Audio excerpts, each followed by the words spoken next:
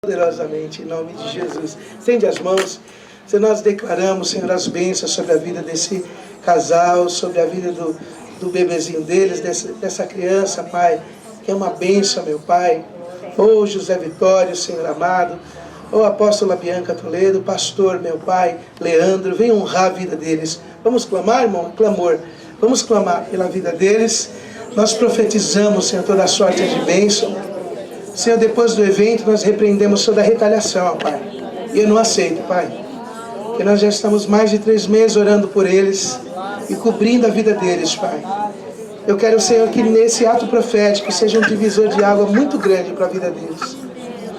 Senhor amado, nós, aqui tudo na simplicidade, mas eu te peço, Senhor, uma bênção, Senhor, que venha dos altos céus, do Deus Todo-Poderoso, Yeshua HaMashiach, de Jesus Cristo, o Messias, o Filho de Deus.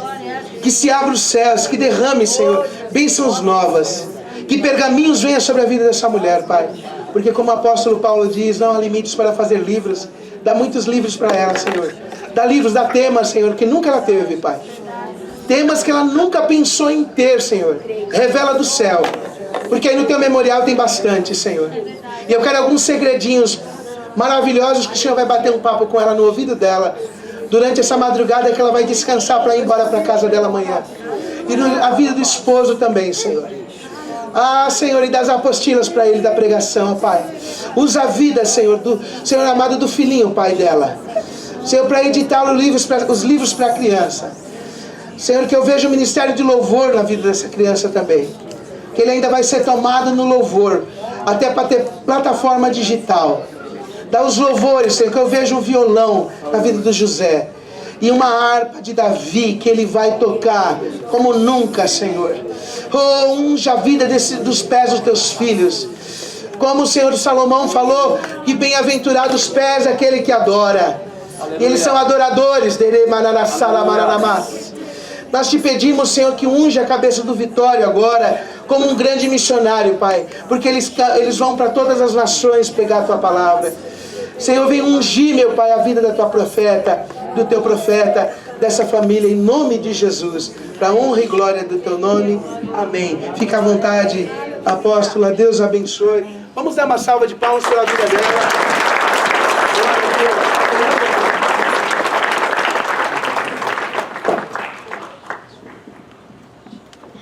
Glória a Deus. Você pode se sentar.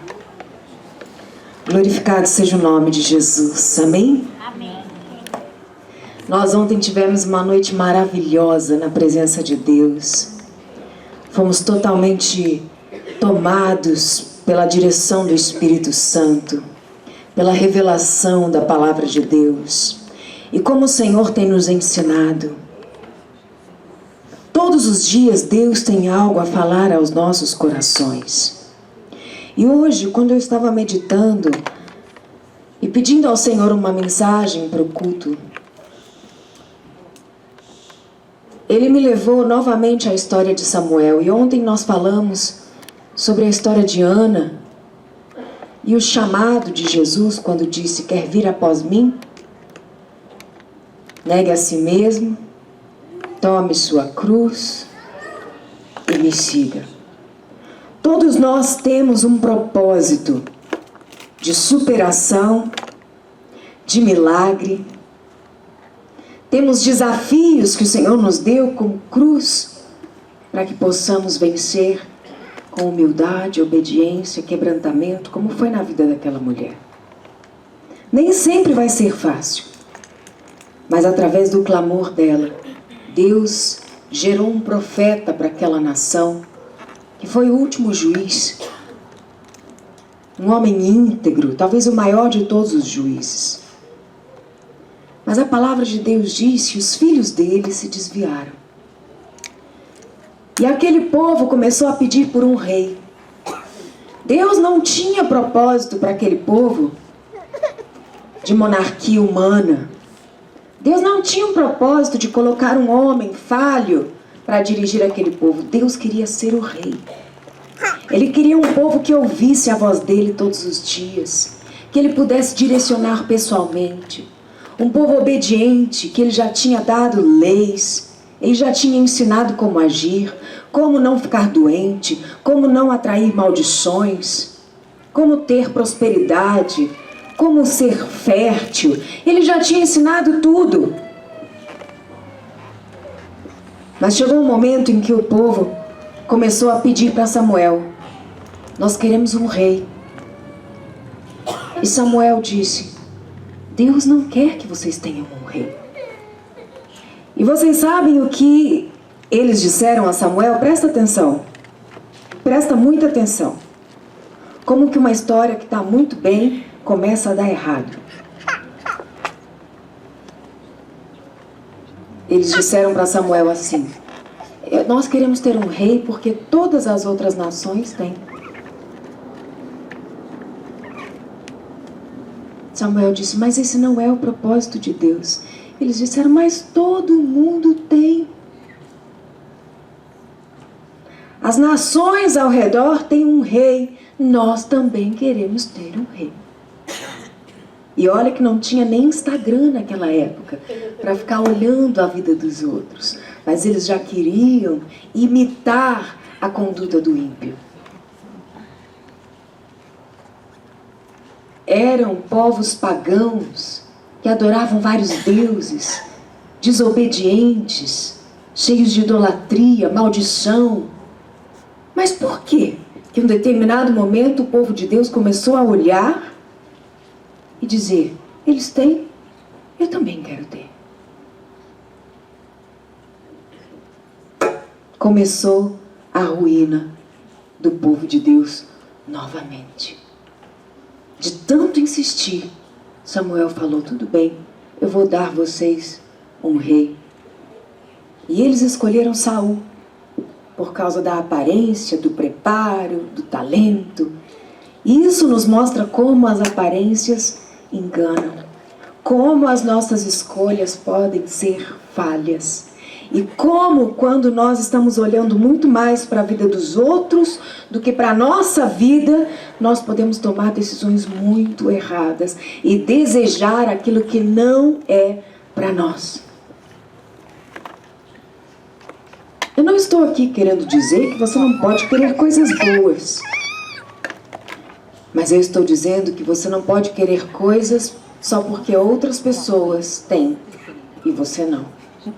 Porque talvez o que Deus tenha para te dar seja melhor do que aquela outra pessoa tem. Mas você ficou olhando para aquilo e você ficou limitado, você criou um limite.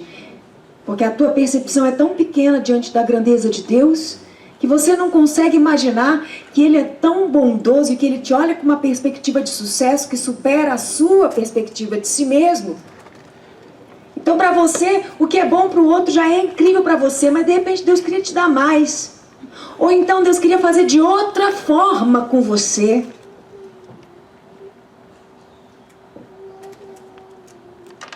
E então eu falei: Senhor, como deve ser difícil nesse tempo alcançar o equilíbrio e a tranquilidade de conectar com o Senhor sem se distrair.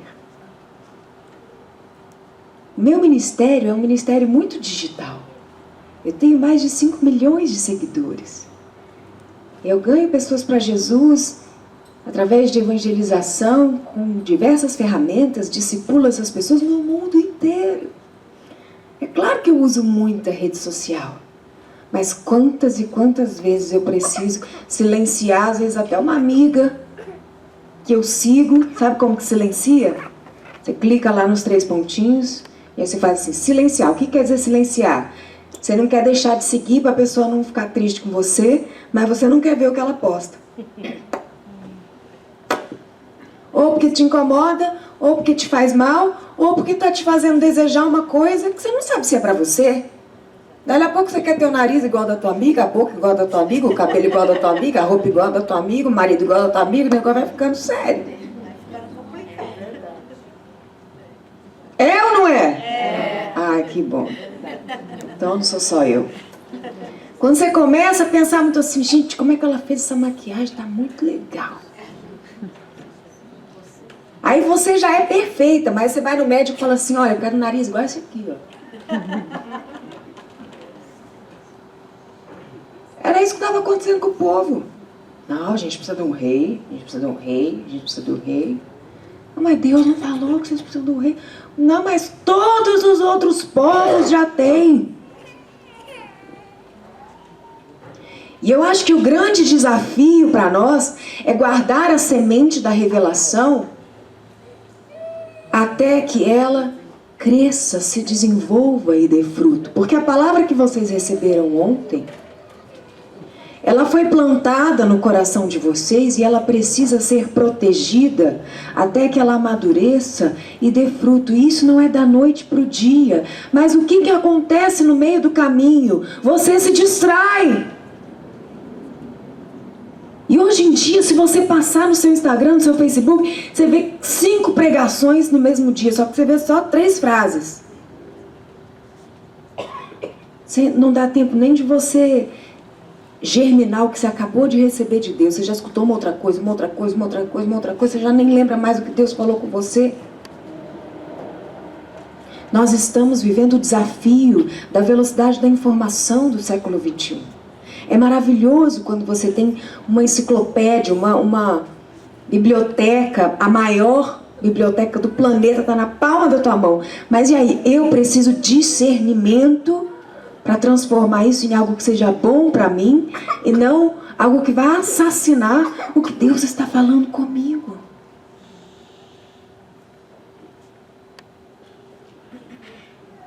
Então o Senhor falou assim: este é tempo de restauração. Eu tenho chamado o meu povo para se voltar para a minha presença, porque eu quero restaurá-lo. Mas eu quero falar com eles todos os dias. E eu quero falar com eles através da oração, no secreto, individual, particular. Deus quer falar com você no seu tempo particular com Ele. A palavra já nos ensinou como nos aproximarmos de Deus, como falarmos com Deus, como persistir em clamor. E Ele tem nos chamado. E você precisa se concentrar, você precisa se aquietar e reconhecer que Ele é Deus e tem algo a falar especificamente para você. Muitas pessoas estão dentro das igrejas e não conseguem ver o cumprimento das promessas que a palavra de Deus nos dá, que são muitas.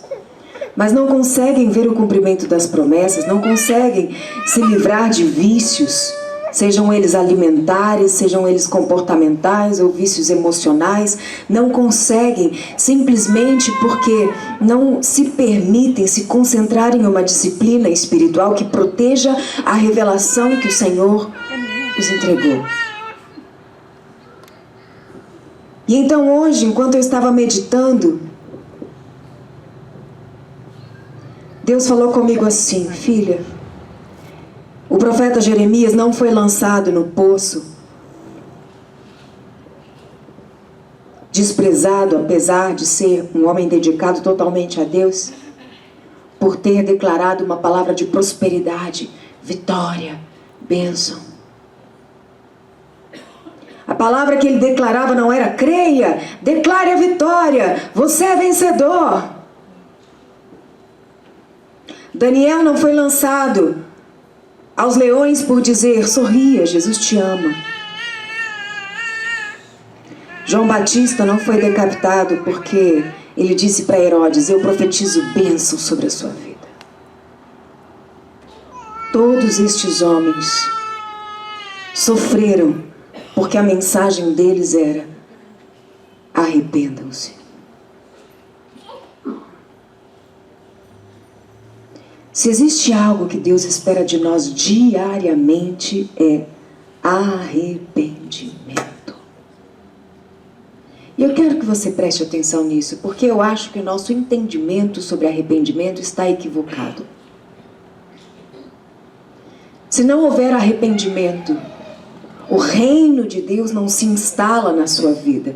Então Jesus disse: busque o reino em primeiro lugar e a sua justiça, e todas as coisas vos serão acrescentadas. Mas para que você busque o reino, o que João Batista disse? Arrependei-vos, arrependei-vos, arrependei-vos, porque é chegado o reino de Deus. Então o reino de Deus, ele vem com princípios que precisam ser obedecidos e uma enxurrada de bênçãos, uma enxurrada de vitórias, uma enxurrada de curas, uma enxurrada de fartura que vai correr atrás de você.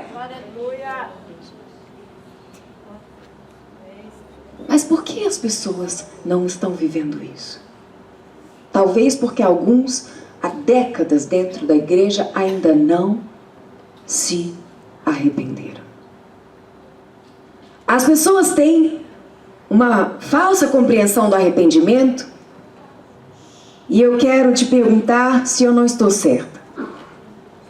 Você conhece uma pessoa que fez uma coisa muito ruim para você? E aí essa pessoa, um certo dia, chega para você e diz assim: eu estou muito triste. Estou muito triste por causa daquilo que eu te fiz. O que você pensa? Não, o que você pensa? Você pensa assim: ele se arrependeu. Hã? Vou dar um exemplo bem bobo. TPM.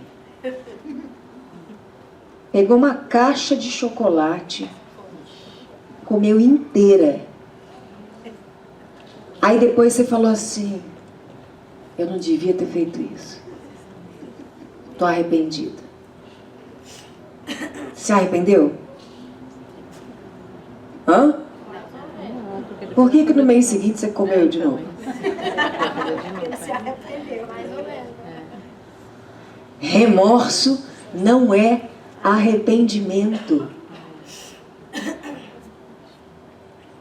A palavra arrependimento em grego, metanoia, significa mudança completa de mentalidade, aonde você se torna irreconhecível e jamais volta a praticar o que você fez antes. Ah, mas ele chorou tanto. Remorso. Ai, mas ele pediu pelo amor de Deus, me dá mais uma chance. Culpa. Ele já me traiu 15 vezes, pastora.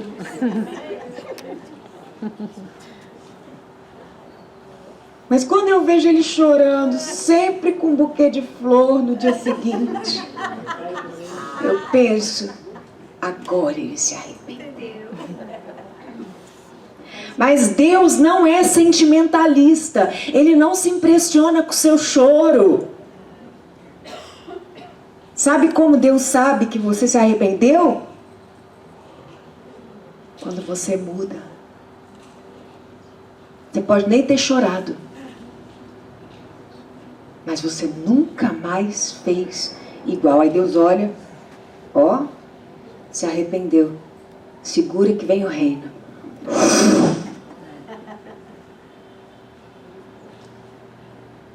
Mas o que impede o teu real arrependimento? A distração. Sabe por quê? Na hora que você sente a culpa, porque você sabe que você errou, você faz um chororô, um draminha. E aí você tem aquela falsa sensação de alívio. E aí você começa a ter uma certa autocomiseração, um vitimismo. Tadinha de mim, olha como eu tô triste. Eu sou tão boazinha. Eu tô até mal, nem vou pra igreja hoje. Tô em depressão. Ai, Senhor, olha pra mim, tadinho de mim. O Senhor sabe que eu fiz isso porque minha mãe fez aquilo, meu pai fez aquilo. Aí tem um monte de gente que está idolatrando a ferida, idolatrando a tristeza, a culpa, guarda a culpa e fica: ó vida, ó céus, ó. Mas chega na igreja e fica pedindo: Deus me abençoa, Deus abre porta, Deus me dá um emprego, Deus me prospera, Deus me dá uma empresa, Deus me dá um casamento, Deus me livra do vício. E o Senhor fala: nossa, eu estou com um arquivo aqui de pedido seu enorme, só estou esperando você se arrepender. Para de mentir, para de trair, para de enganar, para de ofender. Para de cobiçar o que não é seu.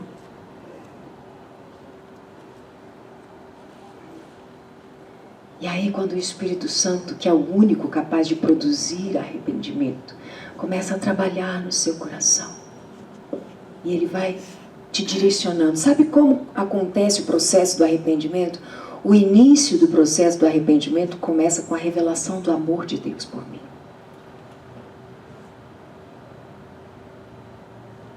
Paulo, na carta aos Efésios, capítulo 3, diz: eu me ajoelho hoje, eu peço ao Pai. Eu peço por eles, e ele estava pedindo pela igreja, que sejam fortalecidos pela fé e Cristo habite neles. E finalmente eles possam compreender a altura, a largura, a profundidade, o tamanho desse amor que ultrapassa o entendimento, porque então eles serão cheios da inteira plenitude da divindade. Se eu tenho discernimento espiritual do quanto Deus me ama, ainda que eu tenha errado, eu recebo este amor e me permito mudar. Eu me dou uma nova chance. Mas se eu não conheço o amor de Deus, eu vou me punir e vou entrar num ciclo de remorso, de punição, queda. Punição, remorso, queda. Punição, remorso, queda. Que é o ciclo que gira em torno da vida de todo viciado. E o pecado é um vício. Quantas vezes Deus já falou ao seu coração algumas coisas que você deveria abandonar?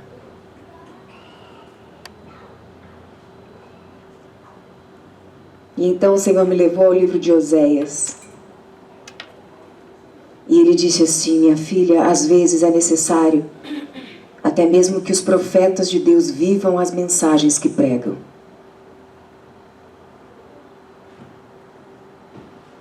E esse certamente foi o caso de Oséias. Deus chamou Oséias, cujo nome significa salvação ou libertação, para proclamar o seu amor e a sua fidelidade ao povo de Israel, que havia voltado as costas para Deus, se esquecido da sua bondade, abandonado o Senhor, assim como um homem abandona a sua esposa e troca ela por uma prostituta. Na verdade, Deus disse através do profeta que o povo de Israel havia feito o papel de uma prostituta. Por quê? Aquele profeta foi levado a se casar com uma prostituta e perdoá-la, para que ele entendesse e demonstrasse o amor de Deus por Israel, que estava desviado e distante. Deus exige que o profeta se case com uma prostituta chamada Gomer. E essa mulher continuamente dava as costas para Oséias, vivendo como uma meretriz. E ele ia para as ruas resgatar aquela mulher, seguidamente, por viver uma vida pecaminosa de baixo nível. Você imagina ter que buscar a sua esposa na rua, se prostituindo? E Deus falar para você assim: vai buscar, perdoa e traz de volta. Aí você traz, perdoa, limpa, resgata, dá significado, dá honra. Passa um mês. Cadê minha esposa? Foi para a rua. E aí você vai orar e Deus fala: vai lá, perdoa, resgata. Foi isso que Deus fez com o profeta. Mas depois de um tempo ela abandonava novamente e voltava à prostituição. E a Bíblia chama isso de ciclo de infidelidade. O que Deus está querendo falar conosco? Ele está querendo dizer que todas as vezes que Ele te convidou para caminhar em espírito, você dava o primeiro passo, mas dali a pouco você se distraía olhando, reparando, vivendo a vida de alguém e você simplesmente retrocedia. Não tem como viver no espírito, caminhar no espírito e viver na carne, e caminhar na carne. Ambos vivem em conflito continuamente, como está em Gálatas capítulo 5. Mas Deus quer que você se arrependa, produzindo uma mudança definitiva e decidindo pagar o preço que for preciso, custe o que custar, para viver em espírito. Mas o ciclo de infidelidade te faz viver comovido pelo remorso, pela tristeza que causa morte, que te traz condenação, mas não te muda. E então ele começa a falar, através do profeta Oséias, sobre o seu amor incondicional, que todas as vezes vai atrás do seu povo para dizer: arrependa-se, volte para mim. Arrependa-se, volte para mim. Ele também ensina que o amor não pode ser comprado. Não é por causa do seu cargo, do seu título, do seu ativismo na igreja. Jesus disse: aquele que me ama, obedece os meus mandamentos.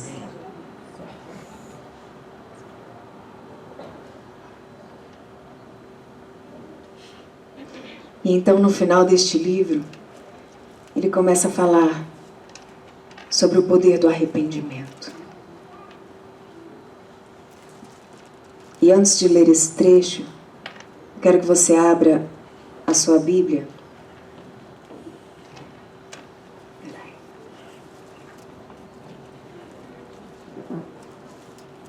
Em Mateus capítulo 7, verso 24.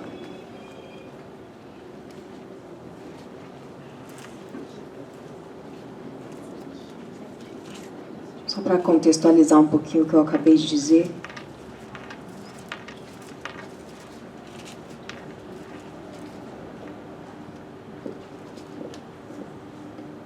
Porque Jesus disse assim: quem ouve as minhas palavras e as pratica é como um homem prudente, como uma mulher prudente,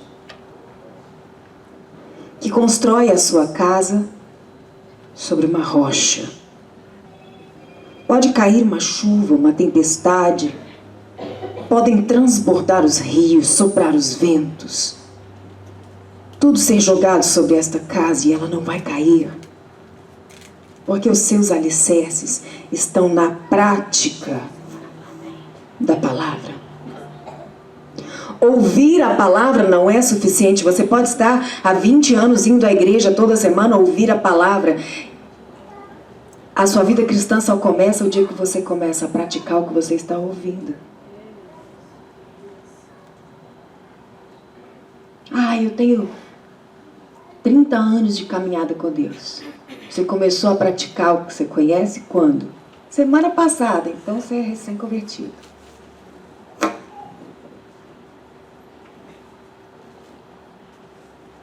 Aquele que ouve as minhas palavras e não pratica é como insensato, que constrói a sua casa sobre a areia. Caindo a chuva, transbordam os rios, sopram os ventos, e deram contra aquela casa, e ela caiu, e foi grande a sua queda.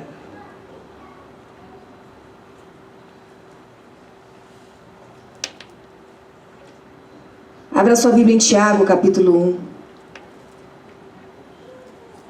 1, verso 19.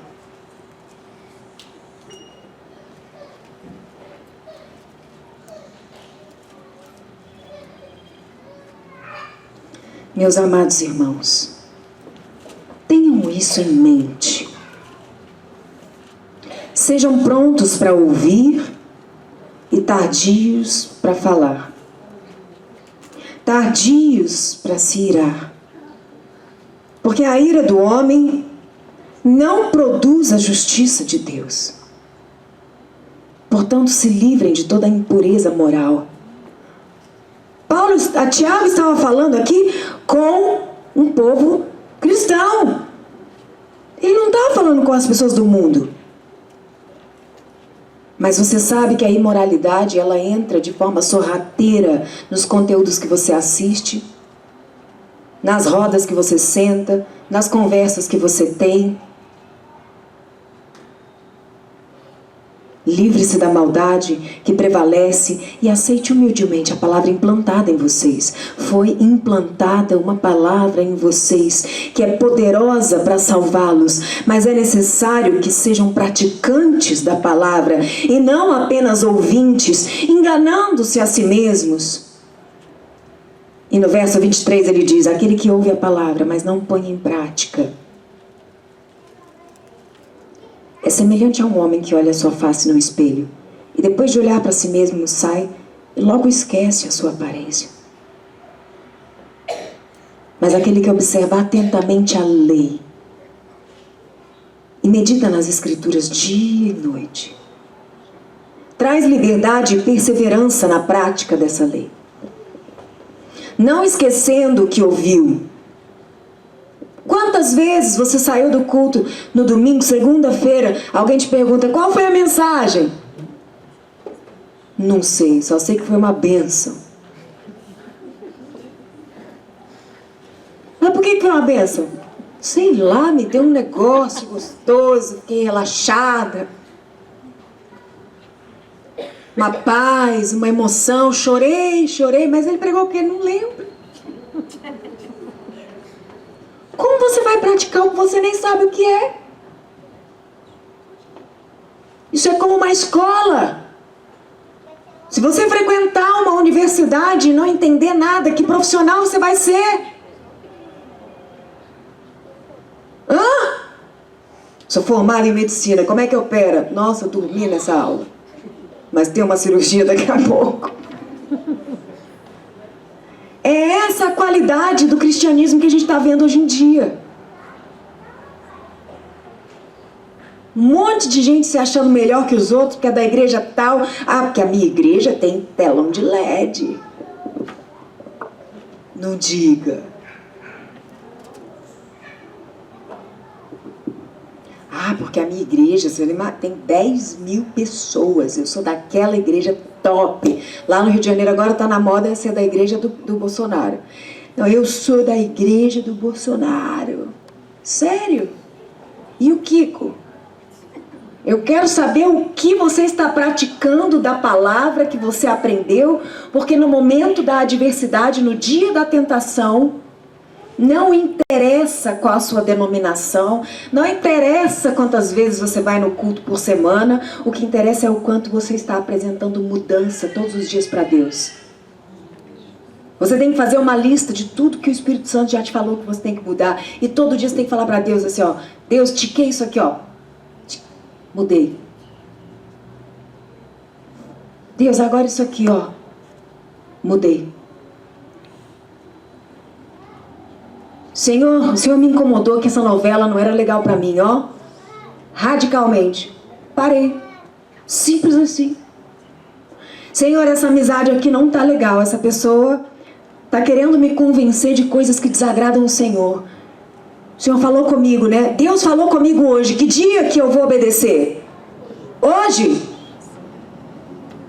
Imediatamente.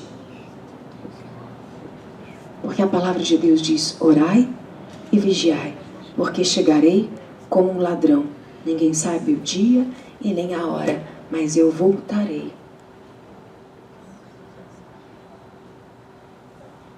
E todos aqueles que forem encontrados em arrependimento real e obediência serão salvos. Existe um outro mito dentro da igreja evangélica de que todo aquele que crer e confessar que Jesus é o Senhor já está salvo. E as pessoas, de tanto repetir isso, elas acreditam. Mas não é isso que está na palavra. A Bíblia diz que todo aquele que crer, se arrepender e confessar, será salvo. Ih, lascou. Ué, não era só falar: Jesus, te aceito, tal, não? Não.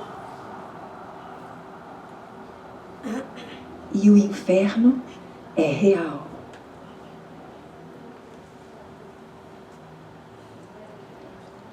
O último livro de Billy Graham foi Você Está Preparado?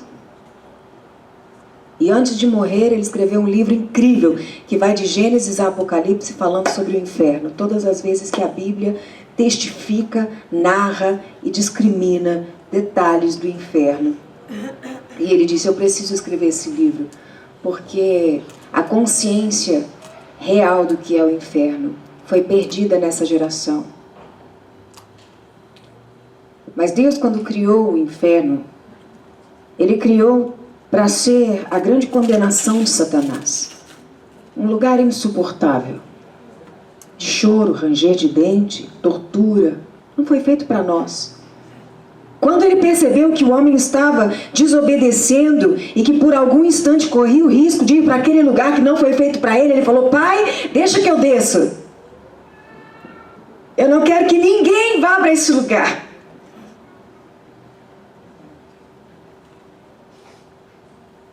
Mas as falsas doutrinas, o falso evangelho, a hipocrisia, o falso arrependimento, tem feito com que as pessoas levem a vida cristã de forma leviana.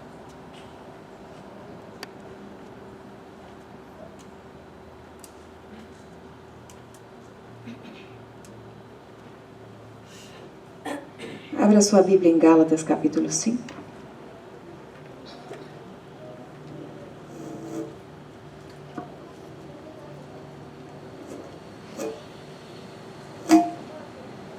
A partir do verso 7. E isso não é algo somente dos dias de hoje. Paulo disse assim, vocês estavam indo tão bem. Você aceitou, você conheceu a Deus, você se aproximou de Deus, você decidiu se batizar, você estava tão empolgado, você falava de Jesus até para o poste, no ônibus, no banco, na fila, todo o tempo, aquela alegria, aquela euforia. Você prometeu que ia mudar, você se arrependeu. E quantas vezes você se arrepende, entre aspas? Você chora, você pede perdão, você se humilha. Mas você não busca uma consagração profunda e diária com Deus para sustentar aquela decisão. E aí você passa um tempo sem fazer aquilo e depois você volta. Quantas pessoas a gente conhece que diz, poxa, quando eu conhecia Deus eu orava tanto. Por que parou? Ah, não sei, um pastor fez um negócio que eu acho que não gostei. Vi uma igreja esquisita, um negócio estranho. Comecei a ficar meio desconfiado, mas o que Deus tem a ver com isso?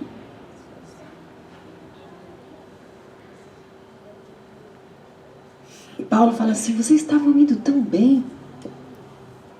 Quem impediu vocês de continuar obedecendo a verdade? Tal persuasão não provém daquele que os chama. Um pouco de fermento leveda toda a massa. Estou convencido no Senhor de que vocês não pensarão de nenhum outro modo. Aquele que os perturba, seja quem for, sofrerá condenação. Vocês foram chamados para a liberdade. Não usem dessa liberdade para dar ocasião à vontade da carne de vocês. Ao contrário, sirvam uns aos outros mediante o amor. Toda a lei resume num só mandamento: ama o teu próximo como a ti mesmo. Mas se vocês se mordem e se devoram uns aos outros, cuidado para não se destruírem mutuamente. Você já viu algum crente falando mal de outro crente? Já? Já. Ah, que bom. Que bom que você confessa. Não é que bom que eles estão falando mal um do outro. Eu acho que se as pessoas estivessem totalmente comprometidas a viver o Evangelho na íntegra, não ia sobrar tempo para cuidar da vida dos outros.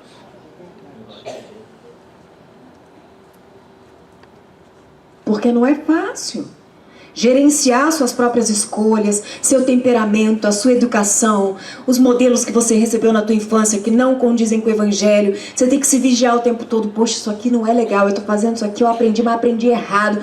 Isso dá trabalho. Meu Deus, eu estou com um pensamento que não está legal, eu preciso jejuar por isso. Vou jejuar, fazer um propósito, vou orar 3 vezes por dia. Isso não dá tempo de cuidar da vida dos outros.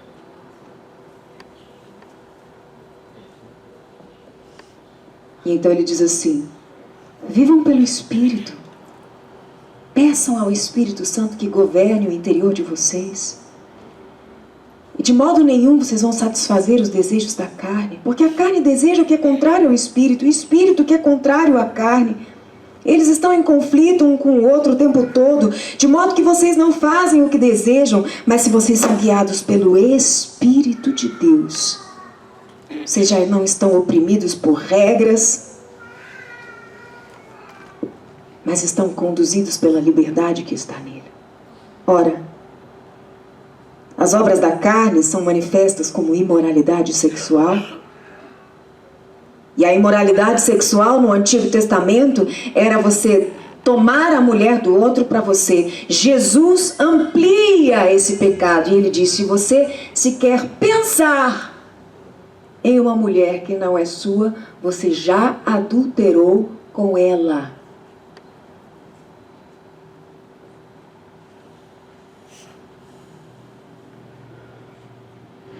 Impureza, libertinagem. Sabe o que é a impureza? A impureza, dentro do contexto que a gente vive hoje, é quando você desenvolve o preconceito e a soberba de olhar para o outro sempre pensando no que ele tem de pior. Porque ao puro, tudo é puro. Mas a malícia te faz olhar para o outro procurando o que ele tem de ruim.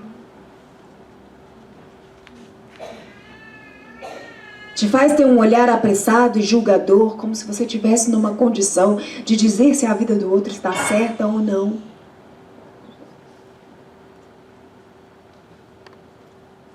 Isso é obra da carne. E ele diz que ela se compara à idolatria e à feitiçaria. Assim como o ódio, a discórdia, o ciúme, a ira, o egoísmo, as dissensões, facções, a inveja. A inveja é o quê? Desejar o que é?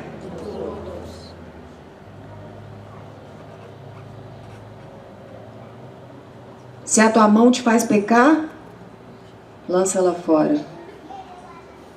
Você não tem maturidade de usar rede social? Para de usar.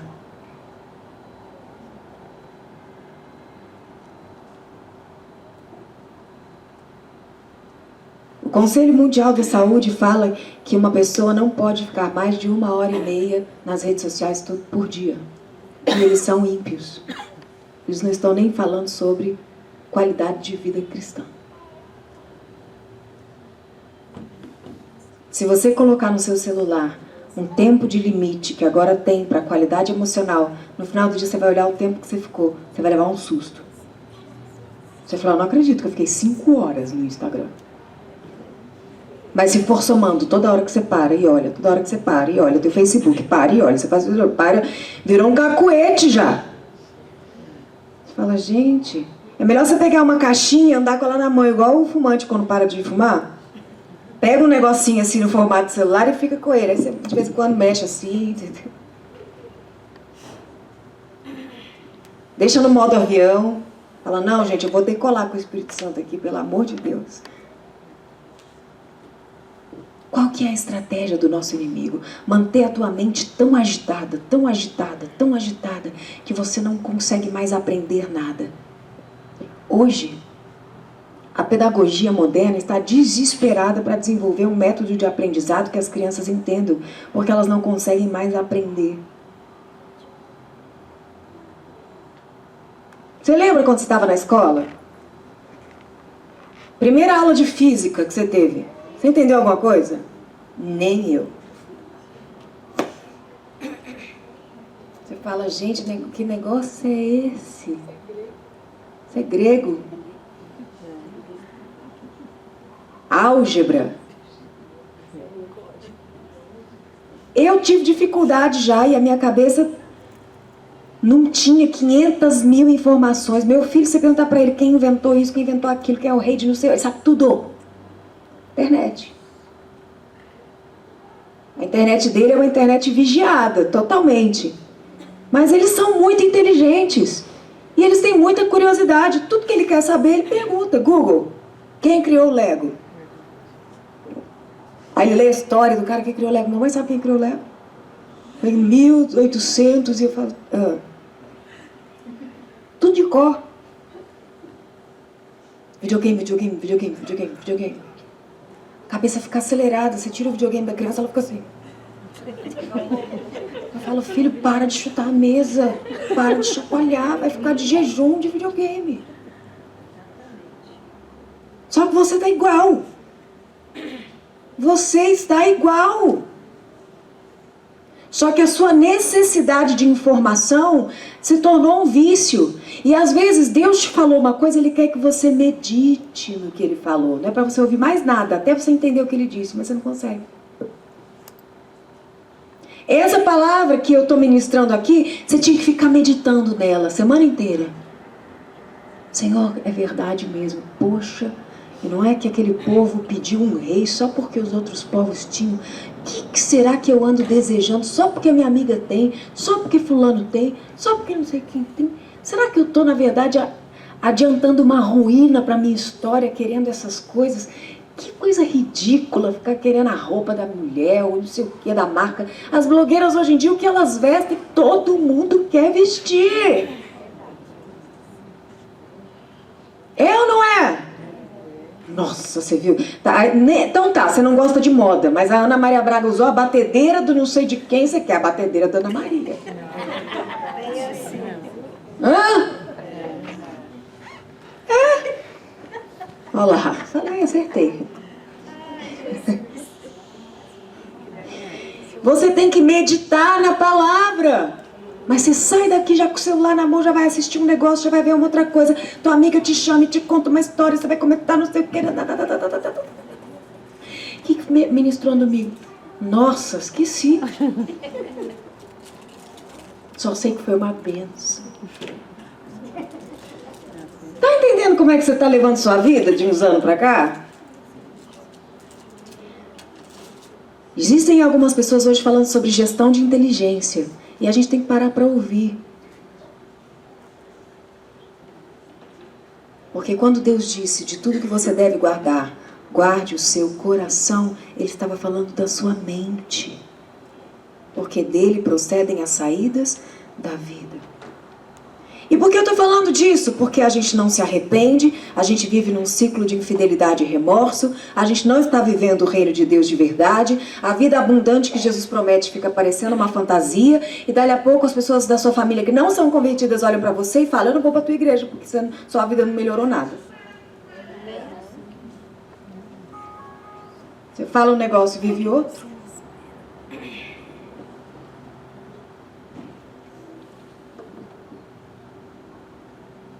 Dissensões, facções, inveja, embriaguez, orgias e coisas semelhantes. Vamos falar de orgia?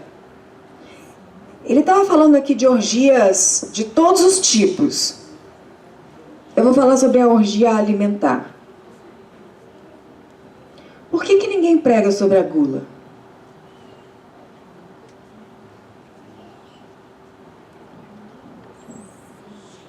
Alguém tem uma dica aí?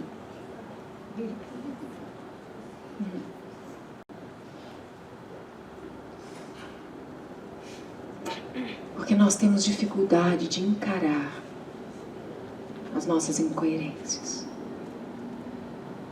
Sabe o que acontece quando uma pessoa não se arrepende de verdade porque não conheceu o amor de Deus de verdade? Ela não está vivendo o reino de Deus. Existe um vazio dentro do homem e da mulher que é do exato tamanho de Deus. Enquanto eu não estou governado pelo Espírito, esse vazio me corrói e eu me torno uma pessoa compulsiva. De alguma forma eu vou querer buscar alguma coisa que me preencha, que me dê saciedade. E isso pode ser tecnologia, isso pode ser droga, isso pode ser trabalho, isso pode ser academia, isso pode ser comida. Por que você acha que o crente come tanto?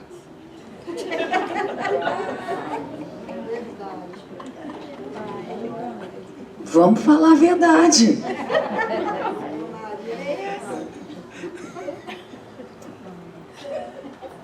Gente, eu estou falando do quadro atual da igreja evangélica, queridos. Os pastores, se estourar o botão, mata a primeira fila.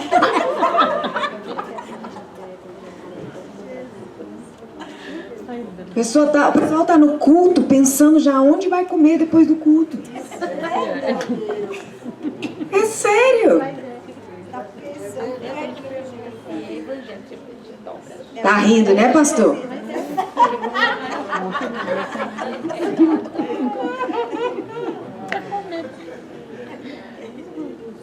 Não, gente, eu tô falando, eu não sou invicta, não, eu me incluo.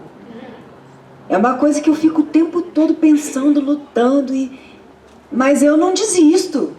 Falo, Senhor, isso aqui não tá legal. O que será que eu estou querendo suprir? O que será que eu estou querendo suprir? Aonde eu ainda não me arrependi? Entendeu a origem da compulsão? É a falta de arrependimento genuíno, sendo que arrependimento é mudança, consciência de amor, auto-perdão, se permitir ser diferente. Eu posso ser uma pessoa melhor. Mas vamos dar um exemplo aqui, tá? Aplicando para todo tipo de crente. Eu já nasci magra, não pode ter inveja, não vou falar nada, né? A pessoa fala para mim, já nasci magra, como, não engordo. Eu falo, parabéns para você. Não tenho nenhum tipo de compulsão, não bebo, sou uma pessoa tranquila. Tem pessoas que dentro do ambiente religioso desenvolvem uma compulsão por cargos. Sabia disso? Eu já vi até gente com compulsão por almas. Eu preciso bater meta. Tenho que ganhar 20 pessoas para Jesus essa semana. Tem batismo no sábado e o pastor falou que se eu não chegar com 20 pessoas, ele vai me tirar meu título. Cata o porteiro, cata todo mundo, fala que é churrasco na piscina e joga na água. Eu já vi, gente. Igreja com meta de gente assim, não, a gente tem que ganhar tanto e tanto. É compulsão isso. Isso é ausência de saciedade no espírito, porque Jesus não tinha estratégia para ganhar gente. Ele tinha intimidade com Deus, as pessoas seguiam ele, a multidão seguindo. Ele não ia atrás da multidão, a multidão que ia atrás dele. Mas às vezes a gente está usando linguagem bíblica para tentar disfarçar os nossos problemas emocionais, a nossa obstinação. E quando Deus fala em Oséias que aquela mulher voltava, com certeza ela chorava. Não, você tem razão, não sei o que deu na minha cabeça, me aceita, eu vou melhorar, eu vou mudar. E daí a pouco ela pensava assim, só mais uma vez. Segunda-feira eu começo. É só hoje. É só um pouquinho, eu vou entrar nesse site, ninguém tá vendo. Eu vou silenciar esse grupo aqui de WhatsApp, que só tem pornografia, mas não vou sair não, que meus amigos vão ficar tristes comigo. Teus olhos são a janela da tua alma.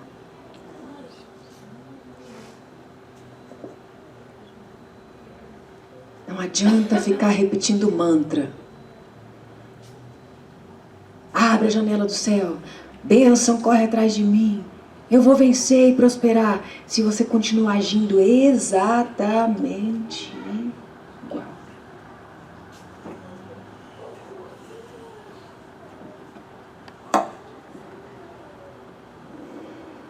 E então Paulo fala assim: eu quero advertir vocês, como já fiz antes, aqueles que praticam essas coisas não herdarão o reino de Deus. Mas e o fruto do Espírito? O fruto do Espírito é amor. Aquele amor, tudo espera, tudo crê, paciente, não inveja, não busca o próprio interesse. Tudo suporta, tudo crê. A alegria genuína, a paz, a paciência. Se todas as vezes que você perde a paciência, você não se arrepende, você só fica com remorso. Ai, eu não tinha que ter agido assim. Aí você vai lá no teu marido e fala: ai, amor, eu tava de TPM. Tô tão arrependida. Sabe quando que ele vai saber se você se arrependeu? Dali 28 dias.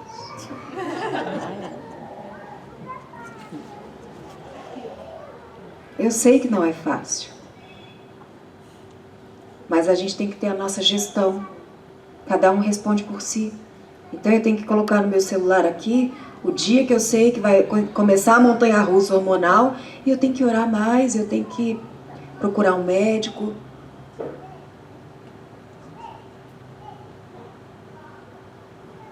Porque na medida em que eu desenvolvo o fruto do Espírito, eu recebo o reino dos céus, que é prosperidade, bênção, paz, fartura, unção, graça, poder, avivamento, multiplicação, fertilidade, libertação. Então, se eu não estou obedecendo ou mudando de verdade, não importa a desculpa que eu apresento, quem está perdendo sou eu. Porque eu quero viver a vida abundante que Jesus disse que trouxe para mim. Onde ela está, então?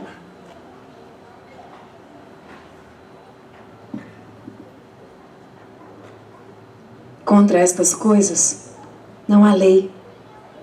Mas é necessário que você brote em você amabilidade, bondade, fidelidade, mansidão e domínio próprio.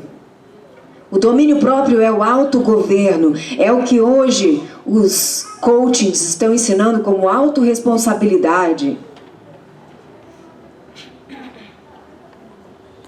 Autogoverno.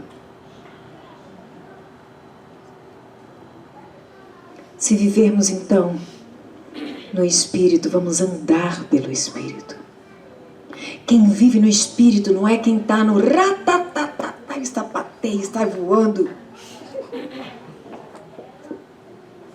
Isso aí pode ser até um mover ali, mas se a pessoa sentar na mesa e comer demais, não está no Espírito.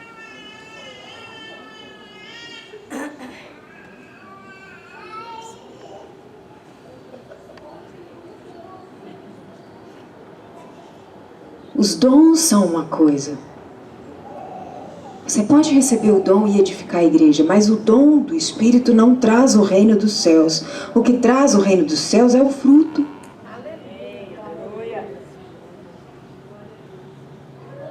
Eu posso revelar a vida de todo mundo, mas se eu não consigo guardar a mensagem, me arrepender de verdade, assumir as responsabilidades que são minhas e apresentar a Deus um coração disposto a praticar aquilo que eu estou aprendendo, então de nada adianta os dons.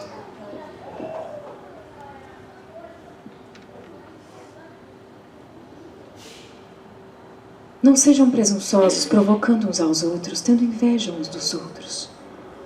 Mas ande no Espírito, porque até mesmo quando você ver alguém em pecado, você que anda no Espírito, você que é espiritual, você vai restaurar essa pessoa com mansidão, você não vai expor essa pessoa. Cuidem-se, porém, cada um de si mesmo, para que não seja tentado. Cuidem uns dos outros, em amor, sem comparações. E assim cumprirão a lei de Cristo. Porque se alguém se considera alguma coisa não sendo nada, engana-se a si mesmo. Mas cada um examine os próprios atos, então poderá se orgulhar de si. Cada um leva a sua própria carga, mas divide o fardo com o seu irmão. E aquele que está sendo instruído na palavra, partilhe todas as coisas boas com aquele que o instrui. Não se deixe enganar, de Deus não se zomba. Pois o que o homem semear, também colherá. Quem semeia na carne, vai colher destruição. Mas quem semeia para o Espírito, colherá a vida eterna. Não se canse de fazer o bem, porque no tempo certo, se você não desanimar, você vai colher. Enquanto tiver oportunidade, faça o bem a todos, especialmente aos da família da fé. E então, finalmente, o povo começou a se arrepender. Israel começou a dar ouvidos de tanto o profeta dizer: arrependam-se, arrependam-se. O amor de Deus é leal, o amor de Deus é misericordioso. Não há punição. Ele é o Deus da nova chance. Volta, Israel, para o Senhor. No capítulo 14 de Oséias. Seus pecados causaram sua queda. Preparem o que vão dizer e voltem. Peçam-lhe, perdoa. Todos os nossos pecados, por misericórdia, recebe-nos para que te ofereçamos fruto do nosso lábio. Nenhum dos teus ídolos pode te salvar. Nem os teus cavalos de guerra.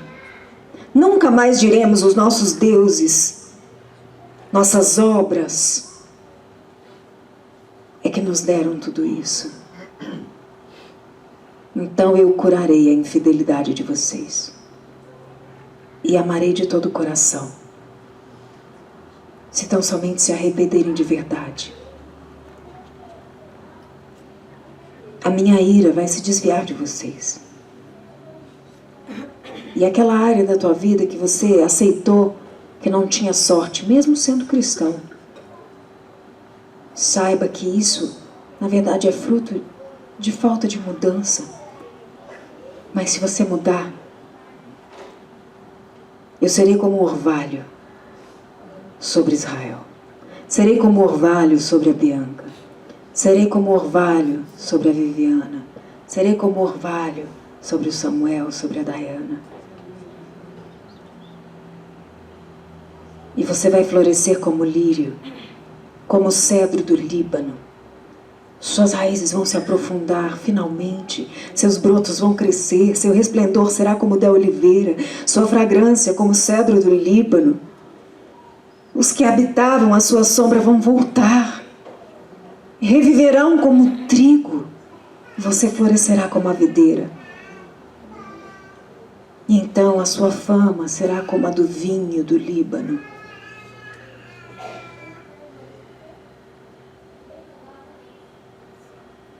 Quem é sábio? Aquele que considera essas coisas. Quem tem discernimento? Aquele que as compreender. Porque os caminhos do Senhor são justos. E aqueles que são justos andam neles.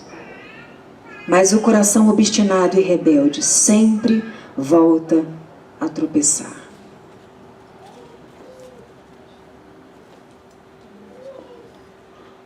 O Senhor quer nos convidar nessa noite a refletir numa rica oportunidade de arrependimento verdadeiro.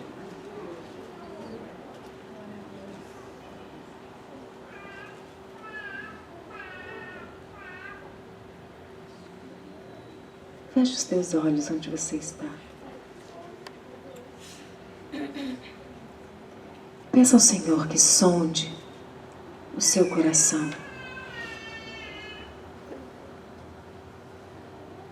Talvez você já tenha se perguntado: como Deus pode me amar eu sendo tão imperfeito? Mas Deus quer curar a nossa infidelidade. Ele quer nos amar de todo o coração. Mas o amor dele se revela para nós na medida em que mudamos e nos permitimos entender isso. Por causa desse amor, ele nos predestinou para sermos adotados como filhos por meio de Jesus, conforme um bom propósito. Deus ama porque o amor é a sua natureza.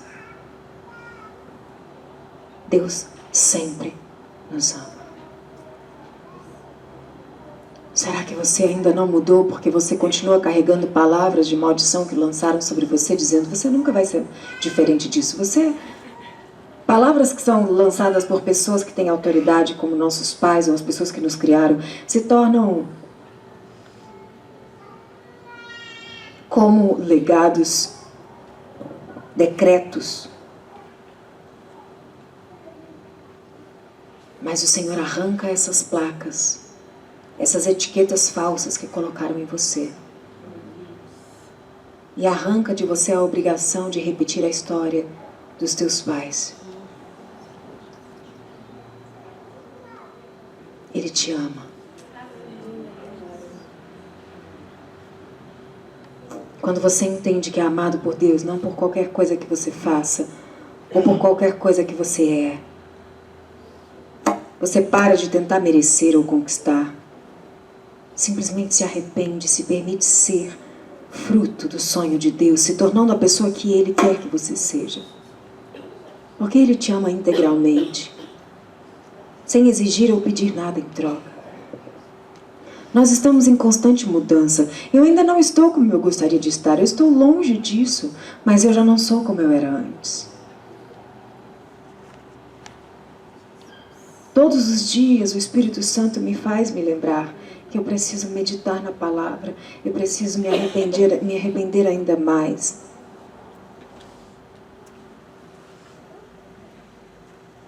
E certamente aquilo que eu ainda não experimentei da boa, agradável, perfeita vontade de Deus é porque eu ainda não me permiti ser renovada nos meus pensamentos, nas minhas crenças sobre Deus, sobre mim e sobre meu próximo.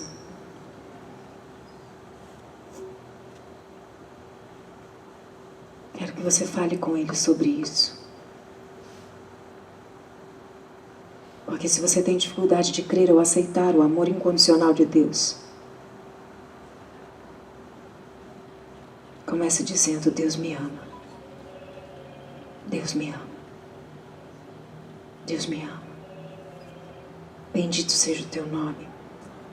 Eu me permito mudar porque Ele me ama. E eu não vou mais ficar me punindo por causa das minhas dificuldades. Ele me ama, eu vou mudar. Eu vou aceitar esse amor, eu vou entender esse amor, eu vou acreditar nesse amor e eu vou ser diferente.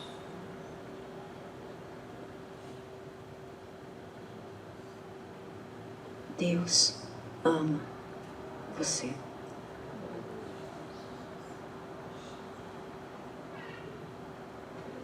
Quando seu coração estiver cheio do conhecimento do amor tremendo e incondicional de Deus, você vai começar a amá-lo em resposta, e esse amor vai te preencher até transbordar, e você vai olhar para as pessoas e vai começar a amá-las também, mesmo as que não merecem.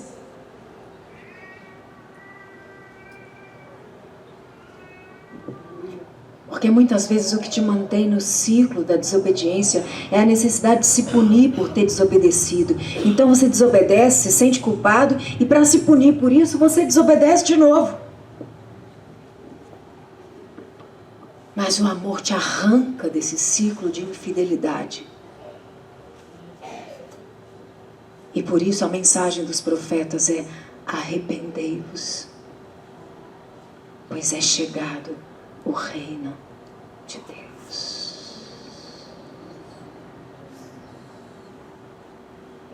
Quero pedir ao ministro de louvor, se puder me dar um suporte. E se você sentir vontade de ajoelhar na sua cadeira, eu quero propor um momento de reflexão, de quebrantamento diante de Deus. Isso é pessoal, isso é só você e Deus.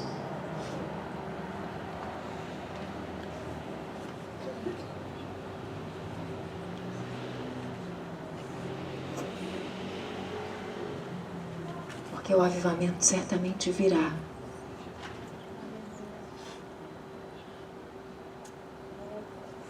Quando o Senhor olhar para você e perceber que você está agindo com responsabilidade diante do conhecimento que te é transferido. O poder da palavra não está nela em si, mas na obediência que a recebe. Renova-me, Senhor Jesus. Já não quero ser igual. Renova-me, Senhor Jesus. Põe em mim teu coração, porque tudo que há dentro de mim necessita ser mudado, Senhor, porque tudo que há dentro do meu coração necessita mais de ti, porque tudo que há dentro de mim necessita ser mudado, Senhor, porque tudo que há dentro do meu coração necessita mais de ti.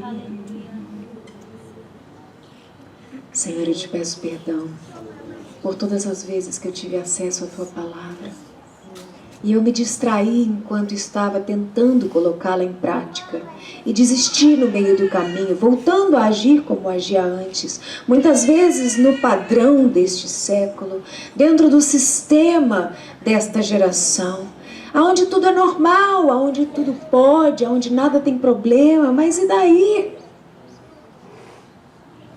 Ah, Senhor, nos permite caminhar com pureza, consagrados, tomando com responsabilidade a tua palavra, que é o nosso maior tesouro, e todas as vezes que ela diz busca o conhecimento mais do que ouro e prata, busca a sabedoria mais do que riquezas, ela está dizendo, quando estiver diante do conhecimento de alguém que te ensina, esteja como diante de alguém que distribui ouro e guarda isso.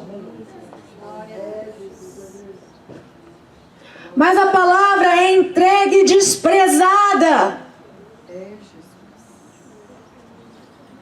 A responsabilidade de guardar o conhecimento e a sabedoria que Deus te propõe é sua.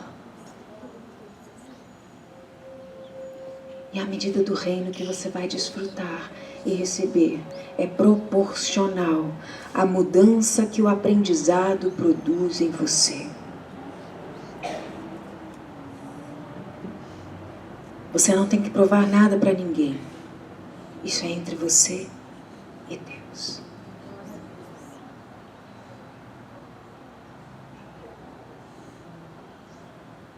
Isso é entre você e Deus.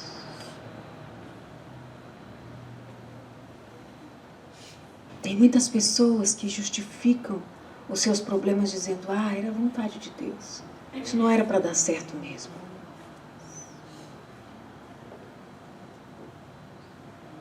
Mas em alguns momentos há muita falta de responsabilidade em admitir: eu desobedeci. Eu não fiz aquilo que eu sabia que era certo. Deus está esperando que você confesse e se arrependa.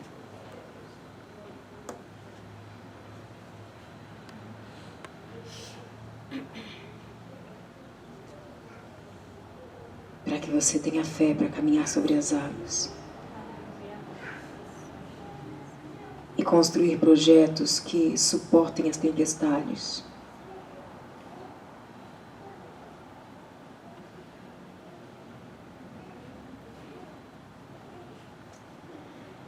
Entra na minha casa, entra na minha vida,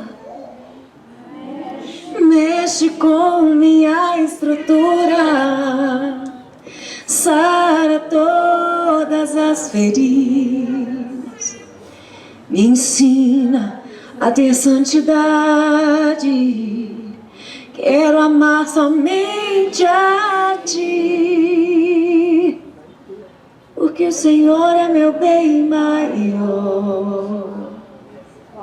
Faz um milagre em mim. O milagre é aquilo que só Deus pode fazer.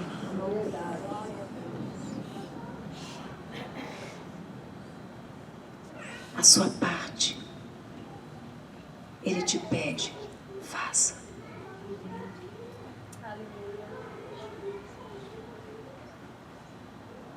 Faz uma limpa na sua vida. Faz uma limpa no teu celular. Faz uma limpa na tua agenda. Faz uma limpa nos teus armários. Não vai ser fácil. É desconfortável, mas o desconforto traz mudança. Por isso o Senhor diz, jejua. Jejua. Tem resistência que só rompe com jejum. Tem demônio que só sai com jejum. Se você não governa as tuas vontades, como você vai governar em Cristo sobre a terra?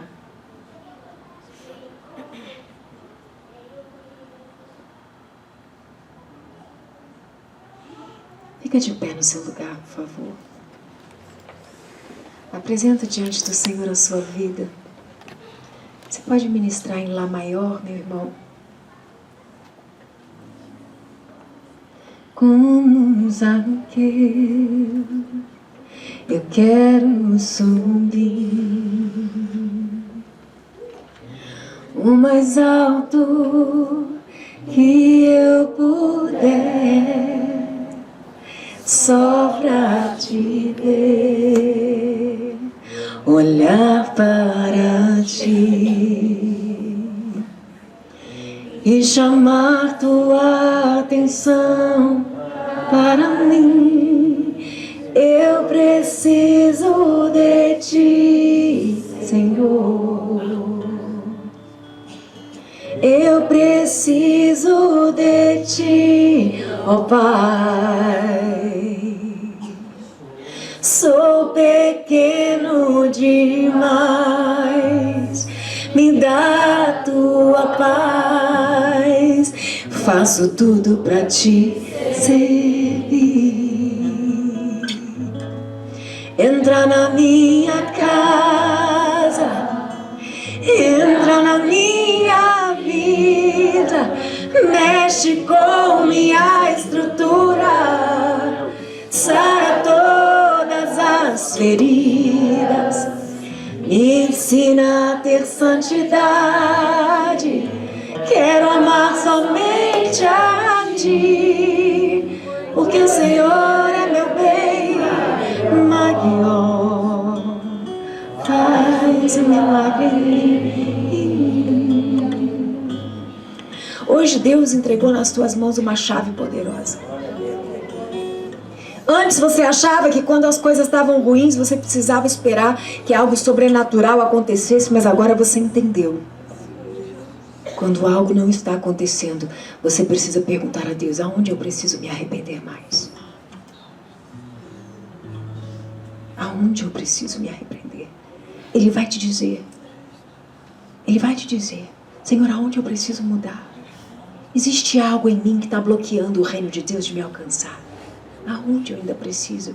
Aonde, Senhor, me mostra. Ele é tão amoroso, Ele é tão amoroso, que quando ele vê um coração quebrantado, ele corre e diz: senta que eu vou te ensinar.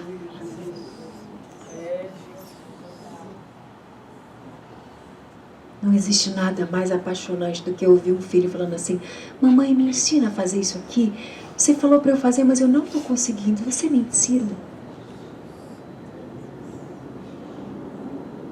O amor não te acusa, não te pune quando você pede ajuda. Ele te ensina, ele se revela, ele te capacita, ele te fortalece, ele te acompanha, ele te instrui. E a maior alegria do Senhor é que você acerte, porque tem uma recompensa tão grande esperando por você.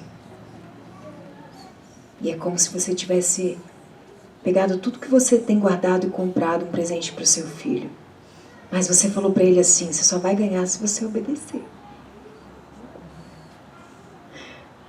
E aí você fica: meu Deus, tomara que ele consiga obedecer. Eu sei que é difícil para ele, mas ele vai ficar tão feliz quando ele ganhar esse presente.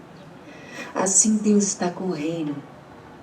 A fartura, a riqueza, a saúde, a vida longa, prosperidade, não só de dinheiro, mas a prosperidade de fazer com que você sustente, consolide tudo que você faz, multiplicando, dando frutos. Eu decido obedecer. Diga: eu decido obedecer. Senhor, coloca os teus olhos sobre mim. Me toma pela tua mão. Me dá a chance de aprender. Porque eu vou valorizar o conhecimento e a sabedoria que o Senhor permitir que chegue ao meu coração. Em nome de Jesus. Aleluia. Pastor Samuel, nós estamos prontos para adorar o Senhor, porque Ele nos fez milionários nessa noite, com a sabedoria que vale mais que ouro, vale mais que pedras preciosas. E Ele nos deu uma chave de mudança que vai mudar a vida de todos aqui. Nunca mais você vai passar necessidade. Nunca mais, nunca mais, nunca mais, nunca mais. Nunca mais você vai chorar de culpa por ter aceitado amizades tóxicas e pessoas que te faziam mal. Nunca mais você vai viver num ciclo de infidelidade, retrocedendo, dando um passo para frente, 2 para trás, com vergonha de Deus porque você não consegue manter o que promete. Nunca mais é chegado o avivamento sobre a sua vida. Deus não é um Deus sentimentalista. Ele não se impressiona com manifestações de remorso. Mas Ele sabe quem está disposto a mudar e quem dentro de si já mudou. Prepare-se para viver algo novo. Amém?